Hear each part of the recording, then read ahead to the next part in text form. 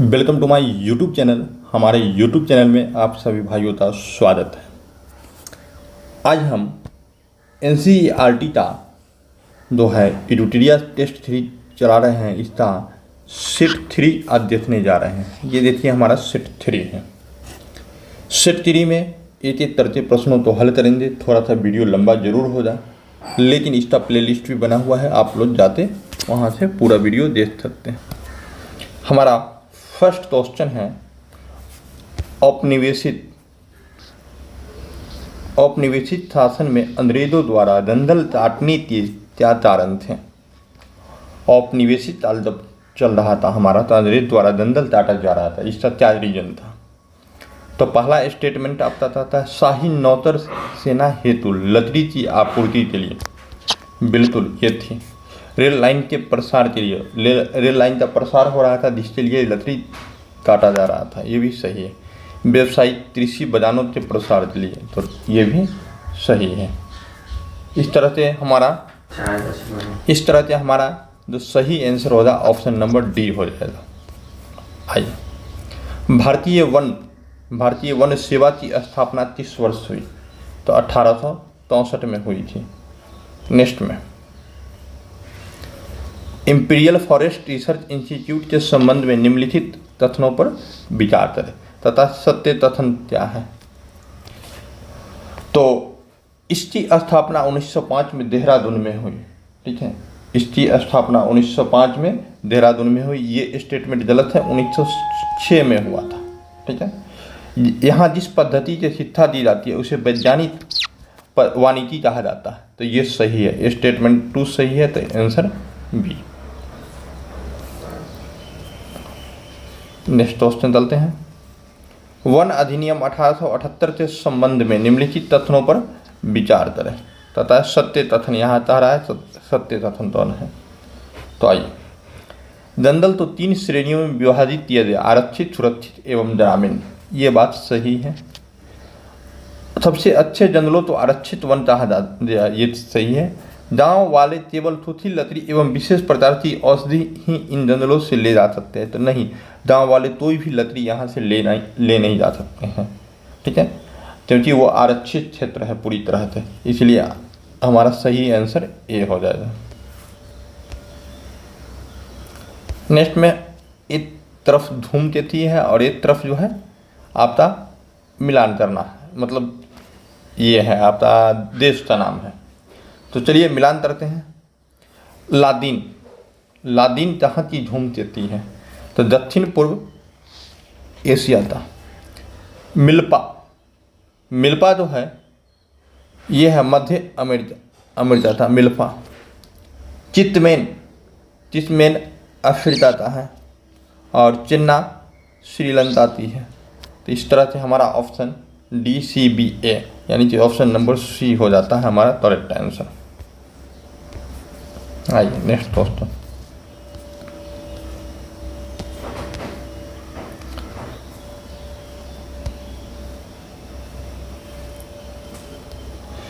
कहता है यूरोपीय वन रक्षक धूमंत खेती के विरोध क्यों थे, यानी धूम खेती के विरुद्ध क्यों थे। तो धूमंत खेती वाली जमीन इमारती लकड़ी के उत्पादन के लिए प्रतिकूल हो जाती थी, बिल्कुल प्रतिकूल हो जाती थी, क्योंकि जहाँ पर धूम खेती होती वहाँ पर जो है इमारती लकड़ी तो होती नहीं, छोटा छोटा पेड़ पौधा होंगे। जंगल जलाते समय बाकी बेशकीमती पेड़ों से जलने का खतरा होता था, ये भी सही है। लगान वसूली की प्रशासनिक परेशानी से बचने के लिए, लगान वसूली आज यहाँ से दी चल रहा है, कल वहाँ से दी चल रहा है, परसों वहाँ से दी चल रहा है, तो ये लगान वसूली में बड़ी दिक्कत होती थी, इसीलिए ऑप्शन तीनों सही है। ऑप्शन नंबर डी आंसर हो जाएगा। चलो, प्रश्न ही बड़ा है तो थोड़ा सा तो छोटा तो करना पड़ेगा। चलिए आइए, प्रश्न तो बड़ा कर देते हैं, नेक्स्ट ऑप्शन में हम देख लेंगे। अंग्रेजों द्वारा वन व्यापार तो सरकारी नियंत्रण में लेने के क्या प्रभाव हुआ। अंग्रेज द्वारा वन व्यापार तो सरकारी नियंत्रण में लेने के क्या प्रभाव है। तो वन व्यापार की इजाज़त यूरोपीय व्यापारी कंपनियों को सौंप दी गई। स्थानीय लोगों द्वारा शिकार करने और पशुओं को चराने पर बंदिश ला दी गई। बिल्कुल, जब कोई भी सरकार अपने हाथों में ले लेगी तो उसे बंदिश ला देगी। तो उस धुमंत समुदाय सदानों और बदानों में काम करने की मजबूर हो गए। हाँ, जो धुमंतु समुदाय थे, जो वन में रहते थे, अब उनको काम करना नेसेसरी हो गया। ठीक है, क्योंकि वन तो रहा नहीं, इसलिए ऑप्शन नंबर हमारा डी हो जाएगा। देवसारी या मान किसे कहा जाता था? देवसारी या मान किसे कहा जाता था? तो आंसर होता है जनजातीय क्षेत्रों में लतरी के बदले लदने वाले शुल्क, ऑप्शन नंबर सी। ठीक है, यानी जनजातीय क्षेत्र में लतरी के बदले लदने वाले शुल्क तो देवसारी या मान के नाम से जाना जाता था। इसका अन्य नाम डांड भी है। इसका अन्य नाम क्या है? डांड भी है, इसी को कहा जाता था। चलिए, ब्लैंडांड डी स्टेंट व्यवस्था के संबंध में निम्नलिखित तथ्यों पर विचार करें। सत्य तथ्य यहाँ चुनना है। ठीक है, यह व्यवस्था अंग्रेजों द्वारा बस्तर में प्रारंभ किया गया था? नहीं, पूरे भारत में था। इसमें गांव वाले की लगान मुक्ति के बदले लतरी ढोने के लिए मुफ्त में भैंस उपलब्ध कराएंगे। हाँ, ये सही है, तो ऑप्शन नंबर केवल बी सही है। सरना, देवरा, टुड्डू, तान, राई इत्यादि क्या थे? ये सब क्या थे? तो ये सब पवित्र बगीचा हुआ करते थे। ठीक है, जनजाति का पवित्र बगीचा। चलिए, चरवाहा समूह दिया और मिलान करने के लिए आप तो दिया है। दुल्ला समूह जो है गाय भैंस पालते थे, और दुल्ला समूह जो है प्रायः कर्नाटक और आंध्र प्रदेश के थे। लिख देते हैं यहाँ, कर्नाटक एंड आंध्र प्रदेश। एपी मतलब समझ जाइएगा आंध्र प्रदेश। ठीक है, बोल दिए हैं। उसके बाद तुरमा जो है भेड़ बकरी पालते थे। ठीक है, तुरमा या तुरबा दोनों जो है भेड़ बकरी पालते थे। उसके बाद रायका राजस्थान से संबंधित थी। धनतर महाराष्ट्र से संबंधित था, और धनतर जो है दरेड़िया पालते थे। ये जो है धनतर, ये दरेड़िया पालते थे, दरेड़िया। ठीक है, इस तरह से ऑप्शन नंबर बी हमारा करेक्ट आंसर हो जाएगा। चलिए, प्राचीन काल के भ्रमणकारियों के संबंध में निम्नलिखित तथ्यों पर विचार करें तथा तो सही कथन कौन सा है? व्यापारी अवसरों की तलाश में एक स्थान से दूसरे स्थान तक भ्रमण करते थे। सही है। पुजारी और तीर्थ यात्री ज्ञान और आध्यात्मिक शांति के लिए दूर दूर तक यात्रा करते थे। ये भी सही है, यानी कि सी। चलिए, नेक्स्ट क्वेश्चन पर चलते हैं। तथा है प्राचीन काल में विभिन्न यात्रियों के माध्यम से क्या क्या विभिन्न क्षेत्रों के मध्य आदान प्रदान नहीं होता था? नहीं होता था, इस बात को पूछ रहा है। ठीक है, तो मूल्य एवं मान्यताएं ये तो होती थी। मूल्य एवं मान्यताएं, हुनर भी होती थी, विचार भी एक स्थान से दूसरे स्थान तक ले जाते थे, आविष्कार भी, कीटाणु और बीमारी भी। यानी कि सभी चीज़ आदान प्रदान नहीं होता था, सभी चीज़ होता था। मतलब इनमें से कोई ऑप्शन नहीं होता। Option number D. नेक्स्ट में, पश्चिमी घाट के क्षेत्र में पाई गई 9वीं शताब्दी के बाद की स्मृति शिला जो गोवा संग्रहालय में सुरक्षित है, किससे महत्वता पता चलता है? तो इस समुद्री व्यापार से महत्वता पता चलता है। Option number B. नेक्स्ट में, सिल्क मार्ग के संबंध में निम्नलिखित तथ्यों पर विचार करें। ठीक है, सिल्क मार्ग, पहला कथन, सिल्क मार्ग केवल जमीनी भूभाग से ही गुजरता था। नहीं, ये जलीय मार्ग से भी गुजरता था। यह मार्ग केवल चीन तो एशिया के भूभाग से जोड़ता था, नहीं यूरोप तो भी जोड़ता था। यह मार्ग लगभग 15वीं शताब्दी तक अस्तित्व में आया। तो ये बात सही है। सोना चांदी जैसी कीमती धातु इसी मार्ग से एशिया से यूरोप पहुंचती थी। ये भी गलत बात है। ठीक है, यानी कि हमारा ऑप्शन केवल और केवल 3 हो जाएगा सही। नेक्स्ट क्वेश्चन,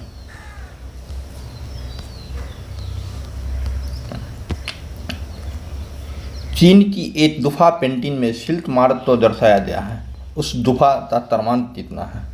तो उस गुफा का क्रमांक आपका 217 है। ठीक है, मार्को पोलो की किताब का नाम क्या था?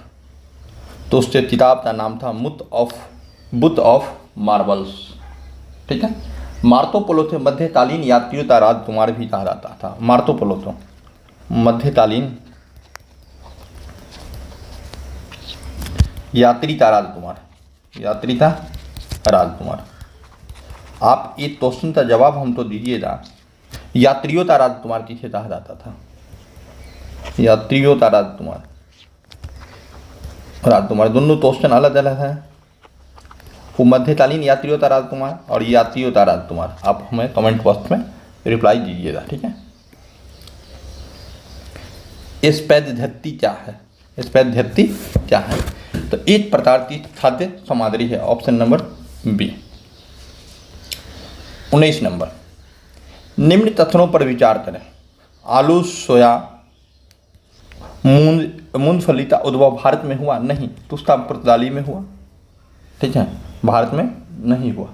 अब ये खाद्य पदार्थ यूरोप एवं एशिया में तब पहुंचे जब क्रिस्टोफर कोलंबस ने अमेरिका की खोज किया था। ये सही बात है, अमेरिका की खोज न होता न यहाँ पहुंचता। ऑप्शन नंबर बी है। तथा 16वीं सदी के संदर्भ में निम्नलिखित तथ्यों पर विचार करें। 16वीं सदी की बात आप तो कर रहा है। 16वीं सदी के मध्य तक, इसमें देखिए कथन असत्य सुनना है, ठीक है, कौन असत्य? 16वीं सदी के मध्य तक आते आते पुर्तगाली और स्पेनिश सेनाओं ने अमेरिका को उपनिवेश बनाना शुरू कर दिया। ये बात सही है।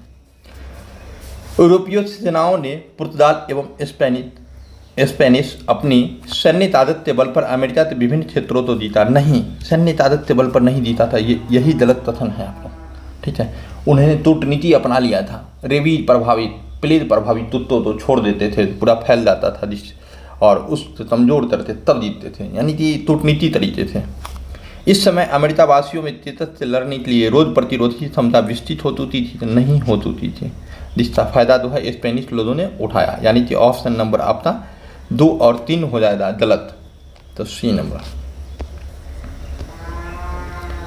नेक्स्ट क्वेश्चन है, 19वीं शताब्दी में अर्थशास्त्रियों ने अंतर्राष्ट्रीय आर्थिक विनिमय में 3 तरह की गतियों या प्रवाहों का उल्लेख किया है तथा है टूट का प्रयोग कर सही जाता है। देखिए, अर्थशास्त्री ने अंतर्राष्ट्रीय आर्थिक विनिमय में जो व्यापार के साथ विनिमय होता है उसमें 3 तरह का गति होती है। कौन कौन? व्यापार की गति होती है, पूंजी की गति होती है और श्रम की गति होती है, ठीक है, भूमि की गति नहीं होती। तो यानी कि 2 ट्रिपल 8 एंड 2 हमारा करेक्ट आंसर होगा। औपनिवेशिक सरकार ने किस वर्ष अपराधी जनजाति अधिनियम पारित किया?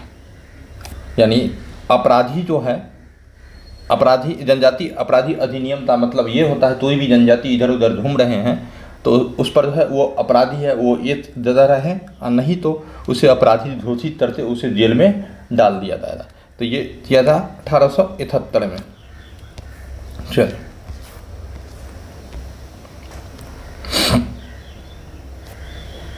आइए, तथा चरवाही टेस्ट के संबंध में निम्नलिखित तथ्यों पर विचार कीजिए। चरवाही टेस्ट, तो चरवाहों से चारागाहों में चरने वाले प्रत्येक जानवर पर टैक्स वसूला जाता था। ये सही है। आरंभ में अंग्रेज स्वयं ही अपने परिंदों से टैक्स वसूलवाते थे। नहीं, आरंभ में ठेकेदारी प्रथा थी, ठेकेदारी प्रथा थी, और मगर बाद में यह ठेकेदार के माध्यम से नहीं, कारिंदे के माध्यम से, अपने आदमी के माध्यम से उल्टा लिख दिया, इसलिए ये स्टेटमेंट आपका गलत हो जाएगा, ठीक है। उसके बाद किसी चारागाह में दाखिल होने के पहले चरवाहों के पास दिखाता टेस्ट अदा करना पड़ता था। ये सही है, यानी कि 1 और 3 हमारा करेक्ट आंसर है, ऑप्शन नंबर ए। चरवाही टेस्ट से क्या प्रभाव पड़ा? चरवाहों का स्तर गिरने लगा, जानवर बड़ी संख्या में मरने लगे, दोनों हो जाएगा, option number C. Next 25 number question, Maasai land के संबंध में निम्नलिखित कथनों पर विचार करें। मसाई लैंड एक प्रकार की जनजाति समूह है, ठीक है, तथा है यह इथोपिया से लेकर तंजानिया तक फैला हुआ था। नहीं, केन्या से तंजानिया तक, यहाँ पर केन्या होता तो सही होता, केन्या से तंजानिया तक फैला हुआ।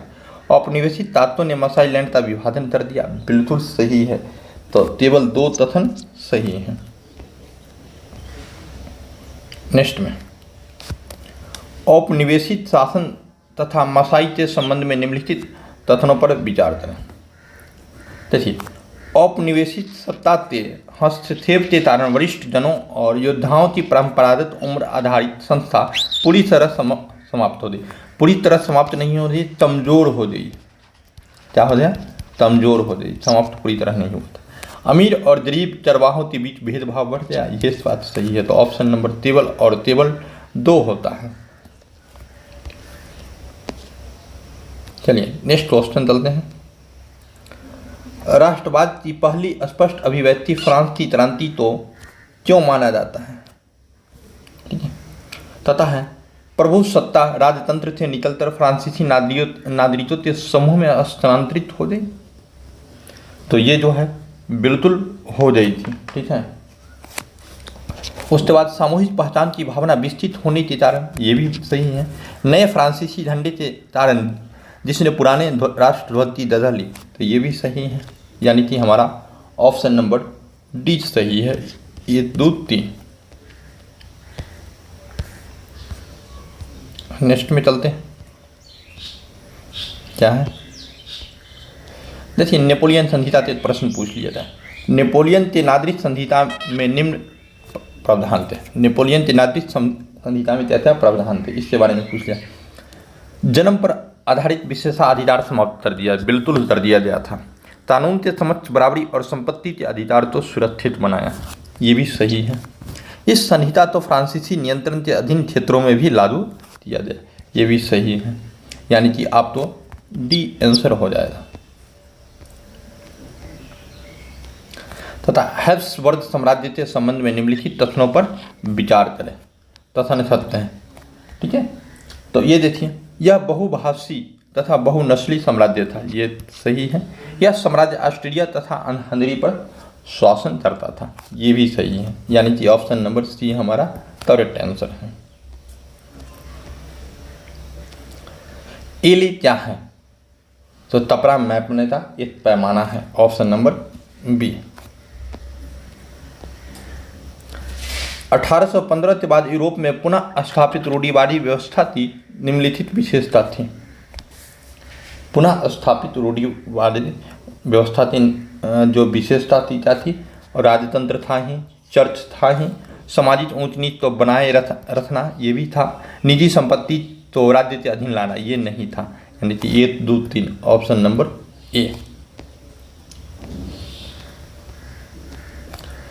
यूसेफी मेदिनी, इसको हम मेदिनी पढ़ते हैं। ठीक है, मेदिनी के संबंध में निम्नलिखित कथनों पर विचार करें। वह कार्बोनरी के गुप्त संगठन का सदस्य था, सही है। वह 2 और भूमिगत संगठनों की स्थापना की। पहला था बर्न में यंग इटली, गलत है। बर्न में आपका था मार्सेयन यूरोप। देखिए, बर्न में यंग यूरोप उल्टा लिख दिया है, और मार्सेई में यंग इटली। यानी कि आपका केवल 1 सही होता है। नेक्स्ट क्वेश्चन है, मैटरनिक ने किसे हमारी सामाजिक व्यवस्था का सबसे खतरनाक दुश्मन बताया है? तो ये बताया था जोसेफ मेदिनी। तो हमने बता दिया, इसको हम मेदिनी पढ़ते हैं। यूनान ऑटोमन साम्राज्य से तब स्वतंत्र हुआ। यूनान ऑटोमन साम्राज्य से तब स्वतंत्र हुआ 1832 में। ठीक है, रोमानी के संबंध में निम्नलिखित तथ्यों पर विचार करें। रोमानी क्या है? रोमानी कलाकारों और कवियों ने तर्क वितर्क और विज्ञान के महिमा मंडन की आलोचना किया, बिल्कुल सही है। वे एक साधा सामूहिक विरासत की अनुभूति और साझा संस्कृति के अतीत को राष्ट्र का आधार बनाना चाहते थे, ये भी सही है। अर्थात ऑप्शन नंबर सी हमारा करेक्ट आंसर है। पोलैंड में रूस के विरुद्ध राष्ट्रवादी भावना का मुख्य स्रोत क्या था? तो ये था भाषा, ऑप्शन नंबर सी। 1848 से फ्रांस की क्रांति से संबंध में निम्नलिखित कथनों पर विचार करें। इस क्रांति के पीछे मुख्यतः आर्थिक कारण जिम्मेवार थे, सही है। इस क्रांति के पश्चात 21 वर्ष से ऊपर सभी पुरुषों को मताधिकार मिला, बिल्कुल सही है। राष्ट्रीय सभा तो गणतंत्र घोषित तरताम के अधिकार की गारंटी दी गई, ये भी सही है। यानी कि option number A B C, यानी कि ये 2 3, ऑप्शन नंबर डी। चलिए, सेंट पॉल चर्च में फ्रैंकफर्ट संसद का आयोजन किस वर्ष किया गया? तो 1848 में। जर्मनी के एकीकरण के संबंध में निम्नलिखित कथनों पर विचार करें। जर्मनी का एकीकरण जो हुआ, ऑटोवन बिस्मार्क ने ऑस्ट्रिया की सेना और नौतरशाही की मदद से जर्मनी को एकीकृत किया, गलत है। ऑस्ट्रिया की सेना नहीं, प्रशा की सेना से। 7 वर्षों के दौरान प्रशा, डेनमार्क और फ्रांस में 3 युद्धों में ऑस्ट्रिया की जीत हुई, नहीं प्रशा की जीत हुई। इसलिए ऑप्शन नंबर न तो 1 और न ही तो दोनों गलत हैं।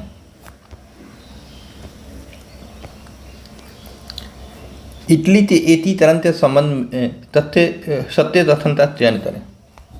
कौन सा सत्य कथन है?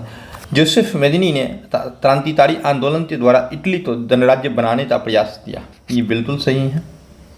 मंत्री प्रमुख ताबुर, नहीं, मंत्री प्रमुख विक्टर एमैनुअल था उस समय, ये गलत हो गया, अर्थात 2 नंबर तो हमारा इसी गलत हो गया। जोसेफ गरिबाल्डी के नेतृत्व में भारी संख्या में सशस्त्र स्वयं सेवकों ने युद्ध में हिस्सा लिया, ये भी सही है, अर्थात 1 और 3।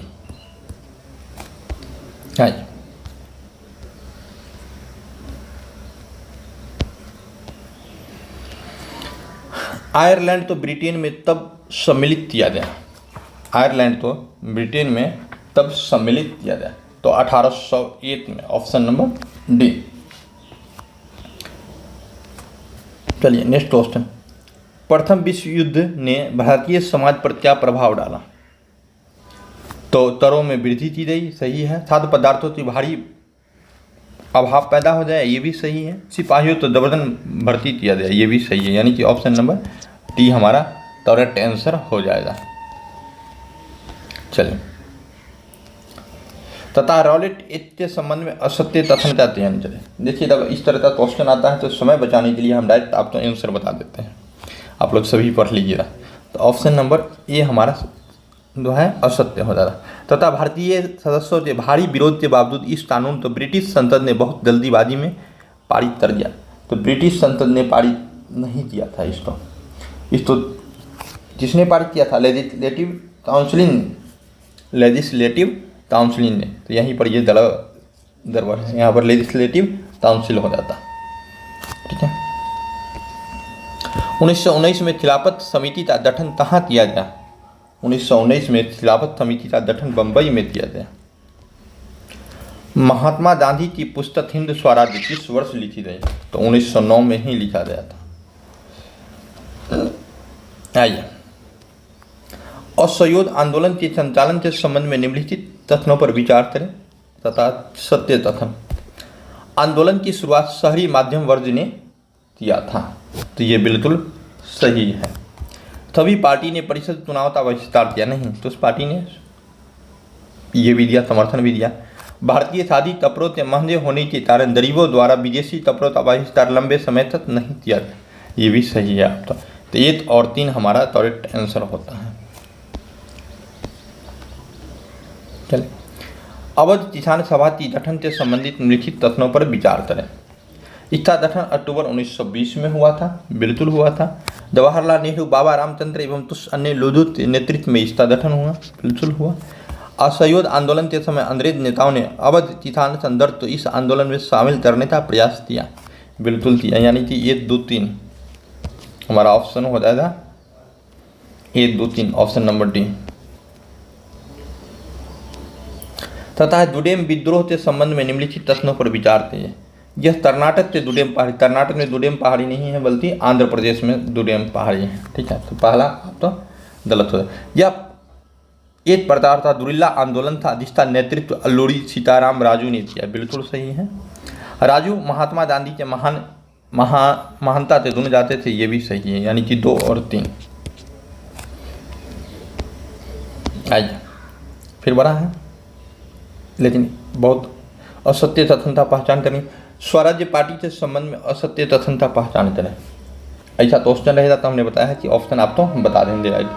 तो ऑप्शन नंबर ए है, ठीक है। तथा असहयोग आंदोलन के पश्चात राजनीति में सक्रिय होने के लिए तुष्ट कांग्रेस नेताओं ने कांग्रेस को पृथक एक अलग स्वराज्य पार्टी का गठन किया। सक्रिय होने के बावजूद नहीं, बल्कि उन्होंने उसके साथ चलते हुए, इसलिए यह गलत हो गया। साइमन कमीशन के बारे में निम्नलिखित कथनों पर विचार करें, ठीक है। ब्रिटेन की लिबरल सरकार नहीं, टोरी सरकार ने सर जॉर्ज साइमन के नेतृत्व में एक वैधानिक आयोग का गठन किया। ये सही है। अब ये गलत हो गया क्योंकि टोरी सरकार था। इसका मुख्य उद्देश्य भारत में संवैधानिक व्यवस्था की कार्यशैली का अध्ययन करना तथा उसके बारे में सुझाव देना। ये सही है। भारत में इसके विरोध को देखते हुए वायसराय इरविन ने भारत के लिए डोमिनियन स्टेट का ऐलान किया। ये सही है। तो 2 और 3 सही हैं, ठीक है। चलते हैं नेक्स्ट क्वेश्चन पर। सविनय अवज्ञा आंदोलन तो वापस लेते हुए गांधी जी ने इरविन के साथ तब समझौते पर हस्ताक्षर किए, ठीक है। तो ये इसका आंसर हो जाए 5 March 1931, option number B. Next question है हमारा भारा विरोधी आंदोलन।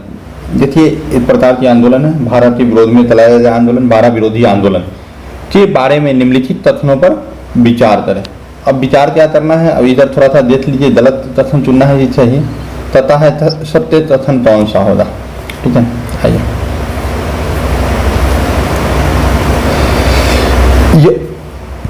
यह छोटे किसानों द्वारा जो जमींदारों से पट्टे पर जमीन लेकर खेती कर रहे थे। देखिए, हाँ, यह बिल्कुल छोटे किसानों के द्वारा चलाया गया था जो जमींदारों से पट्टे पर जमीन लेकर खेती करते थे, ठीक है। जमींदारों तो भारत उतारने से माफी के लिए प्रारंभ किए गए इस आंदोलन का नेतृत्व समाजवादी और कम्युनिस्टों ने किया था। ये भी स्टेटमेंट सही है, यानी कि ये दोनों स्टेटमेंट सही हैं उपरोक्त। और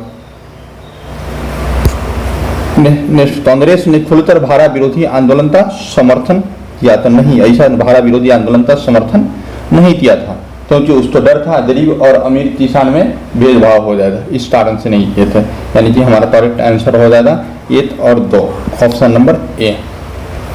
नेक्स्ट, भारतीय वाणिज्य एवं उद्योग परिसंघ federation of Indian chamber of commerce and industry, FICCI. देखिए इस फित्ती का फुल फॉर्म भी आपको याद रखना पड़ेगा, जो कि ऑलरेडी दिया हुआ है। Federation of Indian chamber of commerce and industry का गठन तब किया गया, तो इसका गठन जो है अब तो 1927 में किया गया, ठीक है, 1927 में। देखिए निम्नलिखित तथ्यों पर विचार कीजिए और असत्य कथन है। चलिए, राष्ट्रीय आंदोलन में महिलाओं की भागीदारी से संबंधित निम्नलिखित तथ्यों पर विचार करें, ठीक है। तथा है गांधी जी के आह्वान के बाद राष्ट्रीय आंदोलन में महिलाओं की भागीदारी बढ़ी। तो ये गांधी जी के जब आह्वान किए तो राष्ट्रीय आंदोलन में महिलाओं की भागीदारी बढ़ी। गांधी जी का मानना था कि घर चलाना, चूल्हा चौका संभालना, अच्छी माँ व अच्छी पत्नी की भूमिका का निर्वहन करना ही औरत का असली कर्तव्य है। ये भी स्टेटमेंट बिल्कुल सही है। कांग्रेस औरतों तो महत्वपूर्ण जगह देने से हिचकिचाती थी, ये भी सही है, ठीक है। यानी कि तीनों का तीनों हमारा स्टेटमेंट सही है। तो पूछा गलत इनमें से कोई नहीं है, option number D. Doctor Ambedkar ने 30 वर्ष दलित के लिए दलित या दमित वर्ग एसोसिएशन, डिप्रेस्ड क्लास एसोसिएशन का गठन किया। तो ये किए थे 1930 में।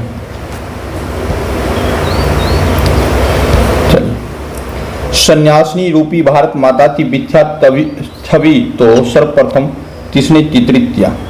तो Rabindranath Tagore, option number B. चलिए, उपनिवेश काल में भारतीय झंडे के संबंध में निम्नलिखित कथनों पर विचार करें तथा असत्य कथन कौन सा है, ये पूछ रहा है, ठीक है।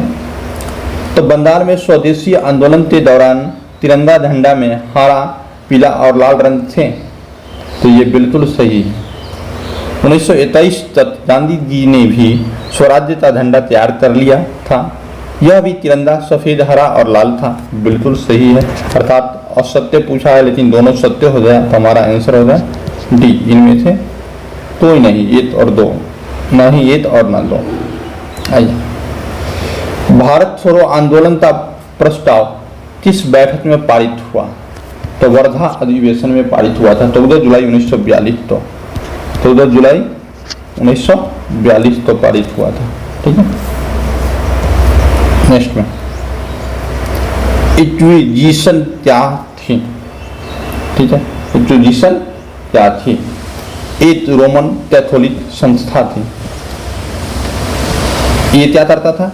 विधर्मियों, दो धर्म को नहीं मानता था, उसको सजा देने का काम ये संस्था करती थी। छापाखाना प्रगति का सबसे ताकतवर औजार है। इससे बन रही जनमत की आंधी में निरंकुशवाद उजड़ जाएगा, यह किसने कहा था? तो ये कहे थे लुई सेवतिये मार्सिये, ऑप्शन नंबर सी।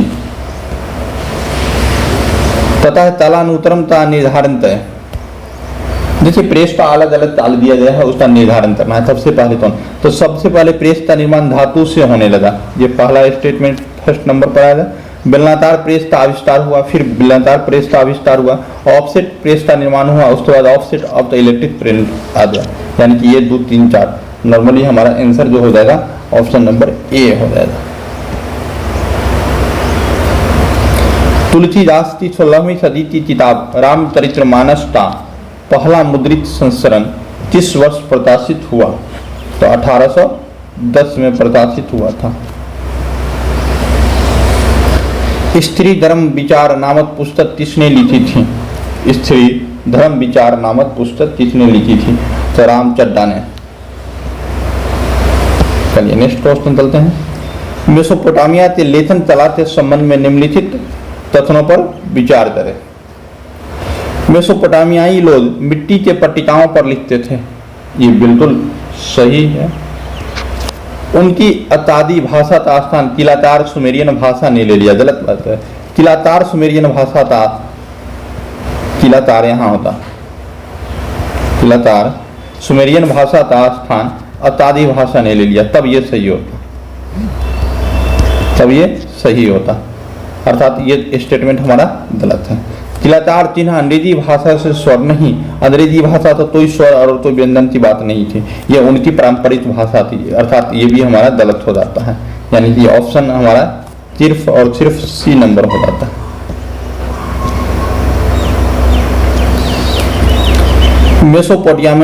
मेसोपोटामियाई समाज के संबंध में निम्नलिखित कथनों पर विचार करें। यानी मेसोपोटामिया का समाज कैसा था इस बारे में अब तो बताना है। एकल परिवार तो आदर्श परिवार माना जाता था, ये बात बिल्कुल सही है, आज भी यही बात है। पिता परिवार का मुखिया होता था, ये भी सही है। पिता का आधार पशुधन क्षेत्र आदि उससे पुत्रों तो मिलते थे, ये भी सही है। यानी कि हमारा ऑप्शन नंबर डी सही आंसर हो जाएगा। ठीक है, आइए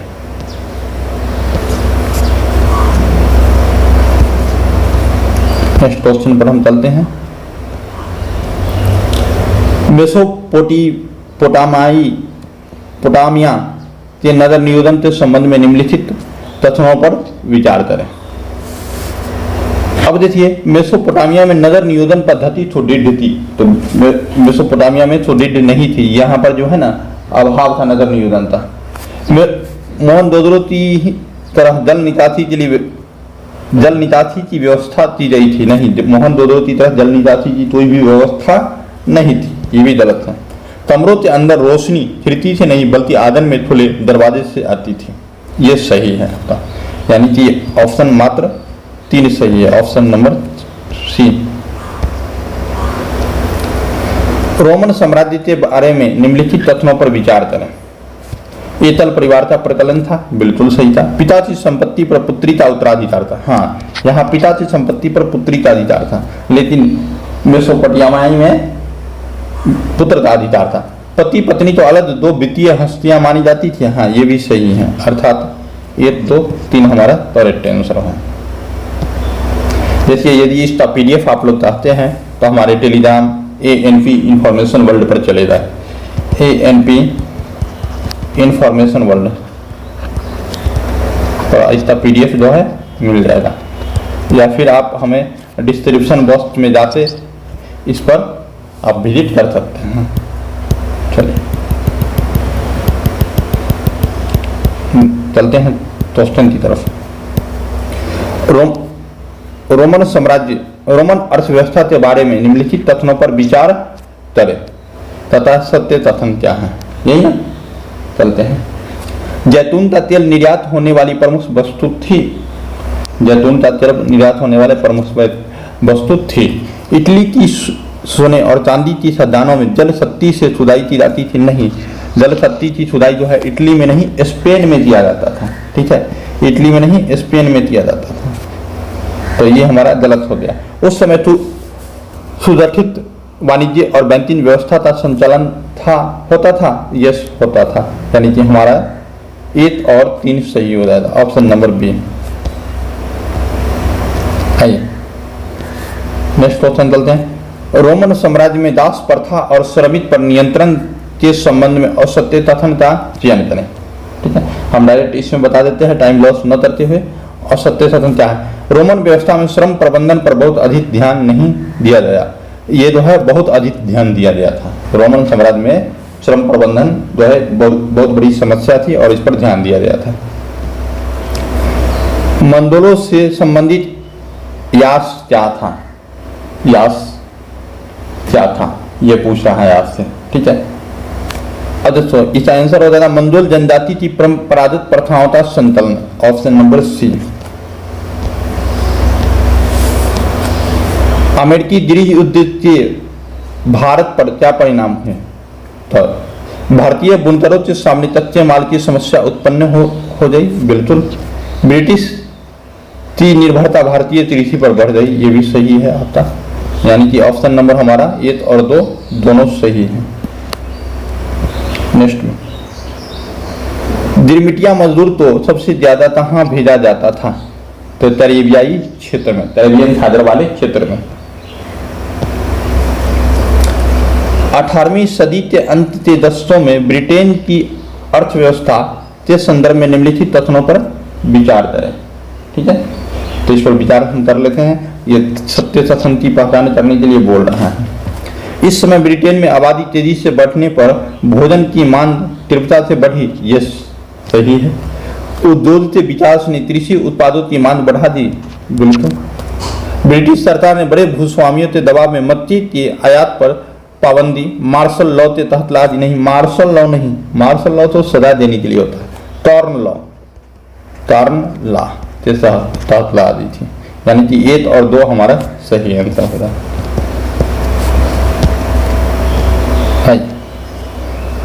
औद्योगिकीकरण के युद्ध के संबंध में निम्नलिखित तथ्यों पर विचार करें, ठीक है। तथा इसमें सत्य कथन कौन है?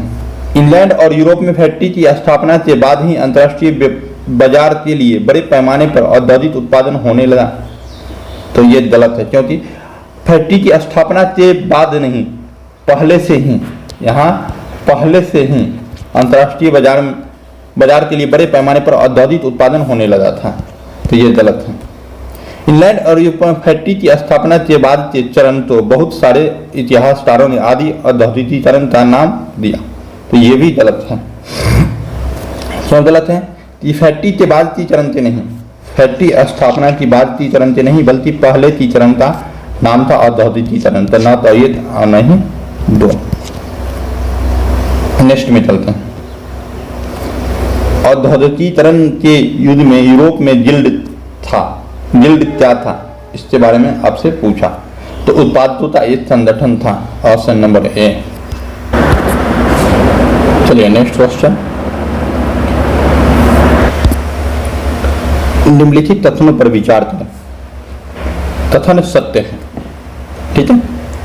सूती उद्योग और रेल निर्माण उद्योग ब्रिटेन के सबसे फलते फूलते उद्योग थे, तो ये गलत है, क्योंकि रेल उद्योग नहीं, कपास उद्योग, सूती और कपास उद्योग फलते फूलते उद्योग थे। ब्रिटेन का कपास उद्योग 1840 के दशक तक औद्योगिकीकरण के पहले चरण में सबसे बड़ा उद्योग बन चुका था, तो बिल्कुल बन चुका था, यानी कि ऑप्शन नंबर केवल 20 सही है। तथा 19वीं सदी के मध्य में यूरोप के मध्य निम्न तथनों पर विचार करें। अब आइए देखते हैं तथन क्या है। इस समय लगभग 10% शहरी आबादी निहायत गरीब थी। ये बिल्कुल एक तरह से सही कथन है। देख लेते हैं इसमें क्या ढूंढने के लिए बोल रहा है, तो सत्य कथन ढूंढने के लिए बोल रहा है, उस पर ध्यान देते रहेंगे हमेशा। सत्य कथन क्या ढूंढने के लिए बोल रहा है, तो ये सही है। 1830 के दशक में आई आर्थिक मंदी जैसे दौरों में बेरोजगारों की संख्या विभिन्न क्षेत्रों में 10 से 20% तक पहुंच गई। नहीं 10 से 20 नहीं, उस समय तक 35 से 75 तक पहुंच गई थी। 35 से 75% तक पहुंच गई थी। बेरोजगारी का मुख्य कारण उन उद्योग में स्पिनिंग जेनिंग मशीन का इस्तेमाल भी था। यस, ये सही है, अर्थात 1 और 3 हमारा सही आंसर है। 1 और 3 देखिए, ऊपर बढ़ाते हैं, आइए 1 और 3 ऑप्शन नंबर सी में है। नेक्स्ट में चलते हैं। तथा है निवेशक औद्योगिकीकरण के संबंध के अंतर्गत भारतीय व्यापार के संदर्भ में निम्नलिखित तथ्यों पर विचार करें। ठीक है, भारत के पश्चिमी तट पर स्थित सूरत बंदरगाह से भारत खाड़ी एवं लाल सागर के बंदरगाहों से जुड़ा हुआ था, जहां से भारत द्वारा निर्यात पश्चिमी उत्तर क्षेत्रों में होता था। तो ये सही है। भारत के पूर्वी तट पर मछलीपट्टनम और बंगाल में हुजली के माध्यम से भारत दक्षिण पूर्व एशियाई बंदरगाह से जुड़ा हुआ था। तो ये भी सही है, अर्थात हमारा option number C correct answer है। पूर्ण स्वराज्य की मांग तो कांग्रेस ने औपचारिक रूप से किस अधिवेशन में मान लिया? तो ये 1929 के लाहौर अधिवेशन में मान लिया, जिसकी अध्यक्षता कौन कर रहे थे? जवाहरलाल नेहरू कर रहे थे, यानी कि लाहौर अधिवेशन 1929 JL नेहरू के नेतृत्व में। JL नेहरू। ब्रेटन वुड्स समझौता किस वर्ष हुआ? 1944 में हुआ था। वैश्विक अच्छे लिंग समानता और समानता के लिए गठबंधन के संदर्भ में निम्नलिखित तथ्यों पर विचार करें। इसे भारत ने लॉन्च किया, तो ये बिल्कुल सही है, इसने भारत ने लॉन्च किया। गठबंधन वैश्विक सर्वोत्तम प्रथाओं को अपनाने, ज्ञान साझा करने और महिलाओं के स्वास्थ्य, शिक्षा और उद्यमों में निवेश करने पर जोर दिया। ये भी सही है। विश्व आर्थिक मंच गठबंधन का नेटवर्क का भागीदारी था, विश्व आर्थिक मंच। तो ये भी हमारा सही है, अर्थात option number A, B, C नीति तीनों सही है। तथा मत्स्य पालन समिति टॉफी, इसको पढ़ते हैं, निम्न में 33 अंतर्राष्ट्रीय संगठन की सहायक संस्था के रूप में कार्य करती हैं। तो खाद्य एवं कृषि संगठन ऑप्शन बी। तथा निम्नलिखित तथ्यों पर विचार करें। तथ्यों पर विचार करना है, क्या चुनना है हमको? कौन सा सही है ये चुनना है। आइए, बोइंग सुकन्या कार्यक्रम मुख्य रूप से भारतीय एरोस्पेस क्षेत्र में कौशल विकास और रोजगार क्षमता को बढ़ावा देने पर केंद्रित है। सही है। देखिए कार्यक्रम है बोइंग सुकन्या कार्यक्रम, इसके बारे में थोड़ा हम बता देते हैं कि महिलाओं को एरोस्पेस के क्षेत्र में अधिक भागीदारी बनाना है। इसका मेन जो है उद्देश्य यह है। तथा बोइंग सुकन्या कार्यक्रम का उद्देश्य बोइंग और भारतीय एरोस्पेस कंपनी के बीच संयुक्त उद्यम स्थापित करना भी है। नहीं, संयुक्त उद्यम स्थापित करना नहीं है ये, बल्कि उद्यम को प्रोत्साहित करने के लिए, यानी कि भारतीय जो बेरोजगार हैं युवक युवतियों उसको प्रोत्साहित करने के लिए। तो हमारा कथन 2 गलत है और कथन 1 सही है, तो अर्थात केवल 1 हमारा करेक्ट आंसर होगा।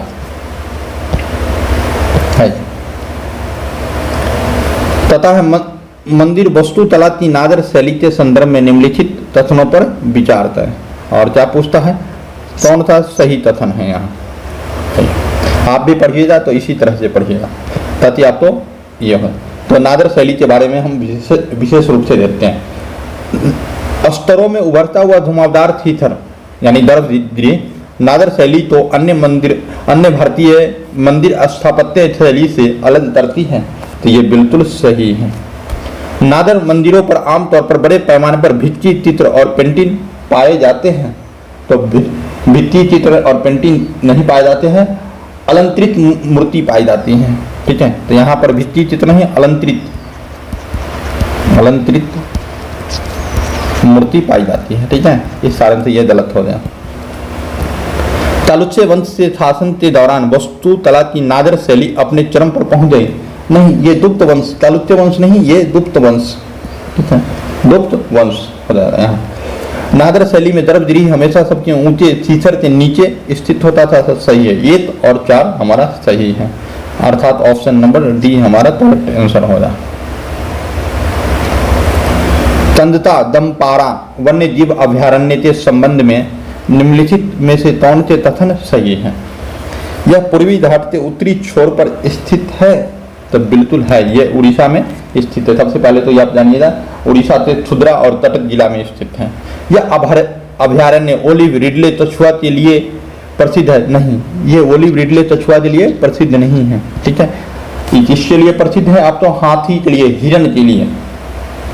मूसी नदी अभयारण्य से होकर बहती है। नहीं, ये भी गलत है, मूसी नदी नहीं, यहाँ पर बहती है ब्राह्मणी नदी, उड़ीसा में ब्राह्मणी नदी। डोंदरिया तोंद आदिवासी समुदाय तंता दमपारा वन्य जीव अभयारण्य से जुड़ा हुआ है। ये बिल्कुल सही है, यानी कि 1 और 4 हमारा करेक्ट आंसर होगा। निम्नलिखित में कौन सी स्थापत्य शैली मुख्य रूप से केरल के गुरुवयूर मंदिर में देखी जाती है? निम्नलिखित में कौन सी स्थापत्य शैली मुख्य रूप से केरल के गुरुवयूर मंदिर में देखी जाती है? तो यह है द्रविड़। केरल में जो है द्रविड़ शैली है। ऐसे करके केरल दक्षिण भारत में द्रविड़ शैली। भूमि प्रबंधन के संदर्भ में व्यापक और सूचित निर्णय लेने के लिए निम्नलिखित में से कौन सी प्रणाली सबसे प्रभावी मानी जाती है? तो भौगोलिक सूचना प्रणाली, GIS, ऑप्शन नंबर ए। हाल ही में इसरो द्वारा विकसित डिस्ट्रेस अलर्ट ट्रांसमीटर 2.0 निम्नलिखित में से किस उद्देश्य को पूरा करती है? तो ये करती है, मछली पकड़ने वाली नौका के आपातकालीन संदेश भेजता है। डिस्ट्रेस अलर्ट ट्रांसमीटर 2.0, इसके बारे में बोला गया। करंट अफेयर का क्वेश्चन है।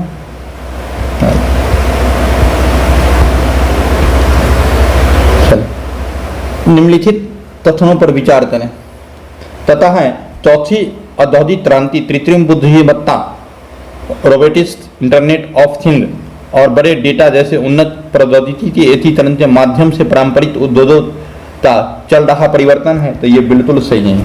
विश्व बैंक द्वारा चौथी औद्योगिक क्रांति की स्थापना की गई, विश्व बैंक द्वारा नहीं, विश्व बैंक द्वारा ये नहीं होगा। तो होगा किसके द्वारा? तो ये जो है विश्व आर्थिक मंच द्वारा होगा। ठीक है, WEF, विश्व आर्थिक मंच द्वारा, वर्ल्ड इकोनॉमिक फोरम के द्वारा। तो ये कथन गलत है, अर्थात हमारा सही कथन सिर्फ और सिर्फ एक है। बताएं, निम्नलिखित कथनों पर विचार करें। पहला कथन क्या है? पहला कथन हम पढ़ते हैं, तमिलनाडु, तेलंगाना और आंध्र प्रदेश के कई क्षेत्रों में पिछले दशकों में पूर्वोत्तर मानसून की बारिश में 10% से अधिक वृद्धि हुई है। अतः 10% से अधिक वृद्धि हुई है, तो ये बात हमारा सही है। उत्तर पूर्वी मानसून के महीने के दौरान बंगाल की खाड़ी में कम दबाव वाली प्रणालिकाएं और अवदाब अधिक बार बनते देते हैं, ये भी सही है। अर्थात हमारा सही कथन बोल रहा है। तो 1 और 2 दोनों सही है। ऑप्शन नंबर हमारा क्या हो जाएगा? ए हो जाएगा।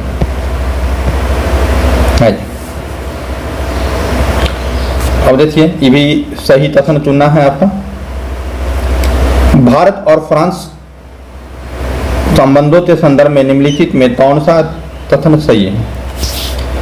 मालाबार भारतीय नौसेना और फ्रांसीसी नौसेना के बीच प्रमुख द्विपक्षीय नौसैनिक अभ्यास था। नहीं, मालाबार जो था फ्रांसीसी के साथ नहीं था, तुआड के साथ था, तुआड के साथ।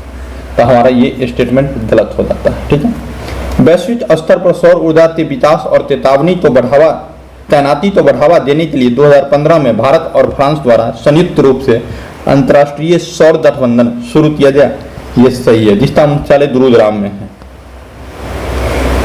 दोनों देशों ने अवैध, असूचित और अनियमित मछली पकड़ने में सहयोग किया है, ये सही है, अर्थात हमारा ये 2 और 3 सही है, ऑप्शन नंबर बी। वाहन निकास से निकलने वाली निम्नलिखित देशों में कौन सी मुख्य रूप से जमीनी स्तर पर ओजोन और धुंध के निर्माण में योगदान करती है? तो नाइट्रोजन डाइऑक्साइड, ठीक है, नाइट्रोजन डाइऑक्साइड। निम्नलिखित में किस कारण से गिद्ध को पर्यावरणीय स्वास्थ्य के लिए एक सचेतक प्रजाति माना जाता है? ठीक है, तो देखिए वे ध्वनि प्रदूषण के प्रति संवेदनशील होती है, गलत है। वे पानी की गुणवत्ता के लिए सदैव संचेतित एक स्रोत है, नहीं। उनकी उपस्थिति संतुलित साध जालता प्रतीत है, ये सही है, ऑप्शन नंबर सी। निम्नलिखित कथनों पर विचार करें, ठीक है, निम्नलिखित कथनों पर विचार करें। पता है कि निम्नलिखित में से किस नदी का वर्णन ऊपर दिया गया है? यह सिंधु के बाएं किनारे की सहायक नदी है। कौन है भाई? यह पूरी तरह से भारत के लद्दाख में बहती है। ये बात इस स्टेटमेंट से हम तो पता में आ जाता है कि यह राष्ट्र नदी होगी, ठीक है। डोडा और तस्पारा पंदलिंती चू इसकी 2 सहायक नदियां हैं, तो बिल्कुल है, ठीक है। तो ये राष्ट्र का हो जाएगा हमारा करेक्ट आंसर। संसद सदस्य स्थानीय क्षेत्र विकास MPLD योजना के संदर्भ में निम्नलिखित तथ्यों पर विचार करें। सही कथन कौन था, ये बात बताया, ठीक है। MPLAD योजना के तहत धनराशि का उपयोग केवल सरकार द्वारा सूचीबद्ध विशिष्ट परियोजनाओं के लिए किया जा सकता है। सूचीबद्ध विशिष्ट परियोजना के लिए नहीं, बल्कि अनुशंसित परियोजना के लिए किया जा सकता है। यह हमारा गलत हो जाएगा। ई साथी मोबाइल ऐप का लक्ष्य पूरे MPLAD फंड आवंटन तंत्र को पकड़ना और योजना की निगरानी में अधिक सुविधा और पहुंच प्रदान करना है, यह सही है, अर्थात ऑप्शन नंबर हमारा 20 सही है। भारतीय प्रतिस्पर्धा आयोग के संदर्भ में निम्नलिखित में से कौन सा कथन सही है? CCI का प्राथमिक उद्देश्य भारतीय बाजार में प्रतिस्पर्धा को बढ़ाना और उसे कायम रखना है, तो ये बिल्कुल सही है। CCI में विभिन्न उद्योग निकायों के प्रतिनिधि शामिल होते हैं, तो इसमें शामिल नहीं होते हैं। इसके पास जांच करने और बाजार में हेर फेर से साबुत इकट्ठा करने का अधिकार है, ये भी है, यानी कि 1 और 3 हमारा करेक्ट आंसर है। निम्नलिखित में से कौन सा अंतर्राष्ट्रीय संगठन मुख्य रूप से ग्लोबल साउथ में विकास से संबंधित मुद्दों को संबोधित करने पर केंद्रित है? तो यह है UNDP, ऑप्शन नंबर डी। किस राज्य में डॉक्टर भीमराव अंबेडकर की 125 फीट ऊंची कांस्य प्रतिमा का उद्घाटन किया गया है? तो ये किया गया है आंध्र प्रदेश में। प्रधानमंत्री नरेंद्र मोदी ने महाराष्ट्र के 33 शहर में 8 अमृत परियोजनाओं का शुभारंभ किया, तो सोलापुर। भारत की पहली और ऊर्जा संचालित नाव किस नदी में संचालित किया गया? सरयू नदी में। अगर ये वीडियो अच्छा लगा हो तो अपने दोस्तों के साथ शेयर करें और हमारा मनोबल बढ़ाएं। अगर PDF आपको चाहिए तो आप जो है हमारे टेलीग्राम चैनल पर विजिट करें, जिसका लिंक डिस्क्रिप्शन में डाला हुआ है। धन्यवाद, फिर मिलते हैं नेक्स्ट वीडियो में।